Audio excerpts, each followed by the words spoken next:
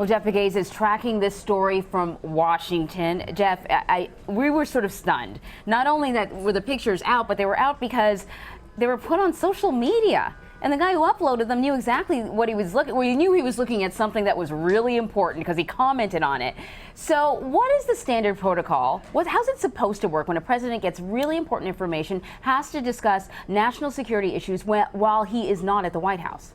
Well, you bring up an interesting point with where these photographs were showing up on social media. And I asked yesterday someone who knows whether the press had access, whether the pool that covers the president had access to that location as well. And I was told no, that these were members of Mar-a-Lago, the club, who were in that type of proximity to the president and his national security advisors. And so what is the protocol? Well, this was unusual because you're coming off the test launch of this missile in North Korea, and then you have these two leaders sitting there in plain view for many members of this club to see, and then they're taking photographs here of this meeting. So the way that happened is unusual. It's not part of the protocol, according to some of the people who've been in government that we've consulted with, and those who are still in government.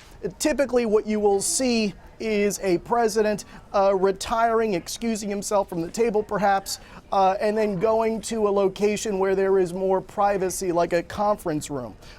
Sometimes they will, if they're discussing sensitive issues, classified information, they will retire to these secure communication locations. They're called SCIFs.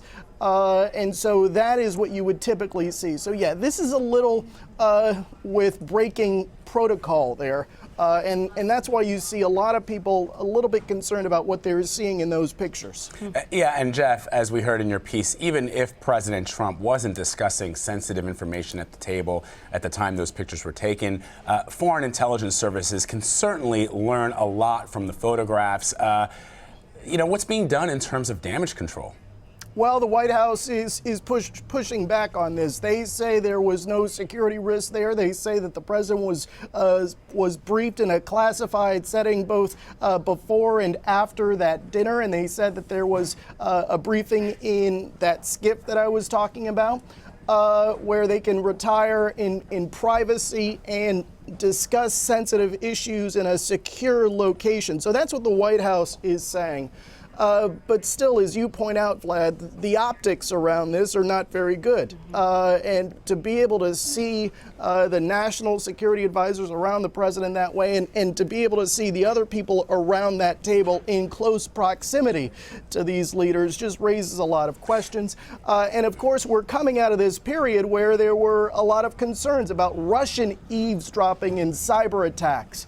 And so when you see a picture like that, that's what has some folks who are in the intelligence community and law enforcement really concerned about what that shows. And Jeff, I think for our viewers, they may not know this because I actually didn't know this. We refer to Mar-a-Lago as the Winter White House, but it's actually not private. It's an open public club that people can become a member of. And that's why we heard reports that President Trump, after that important meeting that he had with Prime Minister Abe on North Korea, crashed a wedding. And because there was a wedding happening in Mar-a-Lago. So it's not a secure location, for example, like Camp David. No, it's not, because from what I've heard, members there, they pay a $200,000 fee to get in. And when they go to the club, they are going through security. They are screened by Secret Service that is there. Their backgrounds aren't necessarily vetted. All the people going into that location on that given day, their backgrounds are not necessarily vetted according to our sources on this. And so, sure, it is not as secure as Camp David or a White House. And that, again, is why you see people raising alarms on this one. All right, Jeff Pegues reporting for us in Washington. Jeff, thank you.